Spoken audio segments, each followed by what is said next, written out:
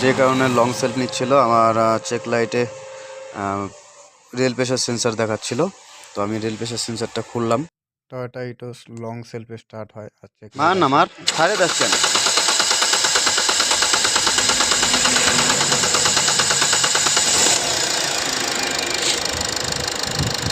দেখো লং নিয়ে স্টার্ট হলো। এবার দেখবো কোন চেক লাইট আছে। তো আমি এবার ফাংশনে গিয়ে দেখবো যে কি ফল্ট কোড দেখাচ্ছে। এবার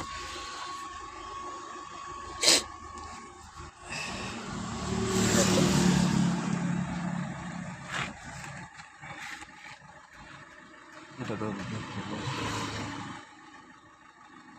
engine and ইসিটি red fault code start manifold, এটা তো কারেন্টে আছে। Control security for fuel pressure regulation, কারেন্টে ফল্ট কোড দেখাচ্ছে। এবার আমি স্টার্ট অফ করে একবার মারে দেখব।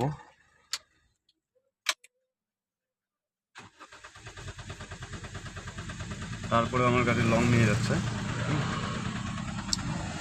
লং নিয়ে গাড়ি স্টার্ট হচ্ছে। তো আমার control security for fuel pressure regulation sensor এটা আমার দেখাচ্ছে। তো এটা আমি নতুন বা সিগন্যাল লাগাই দেখবো যে কী প্রবলেম হয়।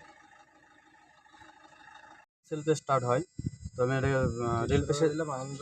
রেল প্রেশার সেন্সারে ভোল্টেজটা চেক করে নিব যে ঠিকঠাক আছে কিনা। তো আমি এই 1 নাম্বার আর 3 নাম্বার ভোল্টেজ চেক করব, ঠিক আছে।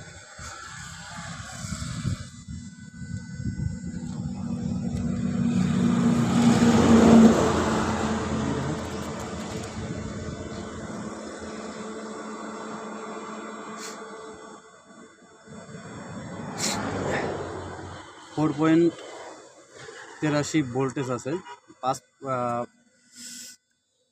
5 ভোল্টেজ থাকতে লাগে, এখানে 4.83 ভোল্টেজ আছে। ঠিক আছে, এই ভোল্টেজেও গাড়ি স্টার্ট হবে, কোনো ফল্ট নেই, ওয়ারিং একদম একুরেট আছে।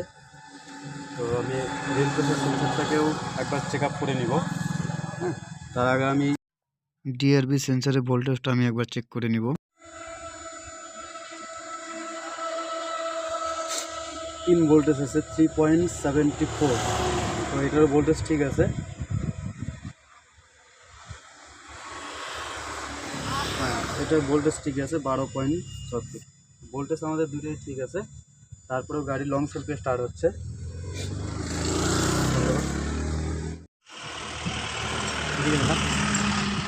এদিকে ভিতরে 1 নাম্বার পয়েন্ট দেখা যাচ্ছে, 1 নাম্বার 2 নাম্বার 3 নাম্বার। আমি একটা একটা করে চেক করব ভোল্টেজ আমার কত আছে দেখব। আগে আমি 1 নাম্বার আর 3 নাম্বার চেক করলাম, কত আছে 532, ঠিক আছে। এবার 1 নাম্বার 2 নাম্বার চেক করব,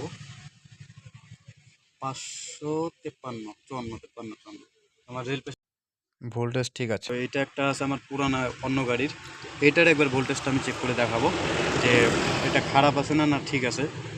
ঠিক আছে, এটা ঠিক আছে না খারাপ আছে আমি একবার চেক করে দেবো। এই যে 1 নম্বর 2 নম্বর 3 নম্বর দেখা যাচ্ছে, ভালো করে জুম করে দেখো, 1 2 3, ঠিক আছে। তো আমি এইটাকে একবার চেক করে দেখবো।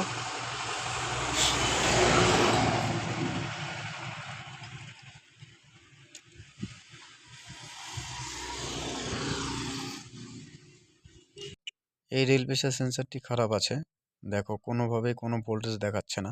এটা আবার পুরানা রেল গাড়ির ডিআরবি সেন্সারটা খারাপ ছিল। তো আমি বসের একদম অরিজিনাল ডিআরবি সেন্সার নিয়ে আসি এই গাড়ির। তো আগের ডিআরবি সেন্সারটা দেখতে পাচ্ছ, part number accurate part number আছে। তো এটাকে এখন ফিটিং করব, তারপরে কমপ্লিট করে গাড়ি স্টার্ট করব, দেখব গাড়ির প্রবলেমটা সলভ হলো কিনা। তো চেক লাইটে আমাদের ডিআরবি সেন্সারটা খারাপ দেখাচ্ছিল বারবার, তো যে কারণে আমি ডিআরবি সেন্সারটাকে একদম চেঞ্জ করে নিচ্ছি।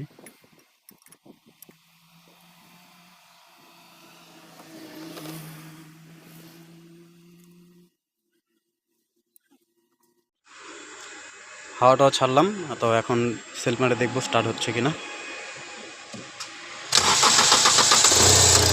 তো দেখতে পারো গাড়ি এখন স্টার্ট হয়ে গেল।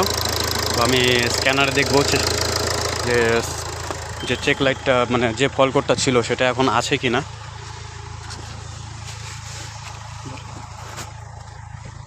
মিটারে এখনও ফল্ট কোড চেক লাইট আছে। তো আমি এখানে আগের ফল কোডটা ছিল ওটা এখনও আছে। তো এটা তো আগের ফল কোডটা ছিল,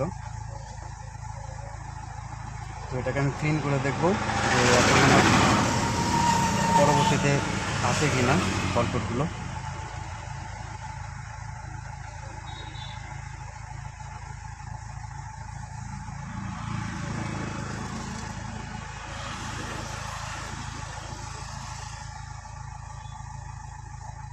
ক্লিয়ার কোড,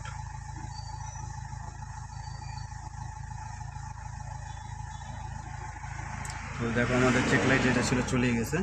হ্যাঁ, তো এইবার আমার যে ফল কোডটা ছিল সেটা দেখো, engine and ECT pace no DTC, মানে কোনো ফল্ট নেই এখন গাড়িতে।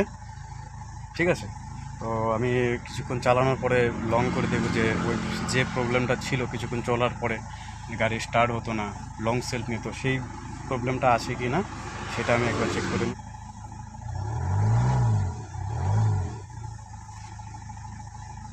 আমাদের স্টার্টে আছে, তো আগে যেমন একটু গরম হওয়ার পরে যে প্রবলেমটা ছিল গাড়ির সেলফ লং নিত, তো এখন সেই প্রবলেমটা আছে কি না। তো আমি একবার ইগনিশন মানে স্টার্ট অফ করে আবার সেলফ মানে দেখবো যে প্রবলেমটা হচ্ছে কি না। তো গাড়ি স্টপ বন্ধ করে দিলাম, তো এখন আমি ইগনিশন অন করে স্টার্ট করবো গাড়ি। তো দেখতে পাচ্ছ যে আমাদের এখন গাড়ি সেলফ লং নিচ্ছে না,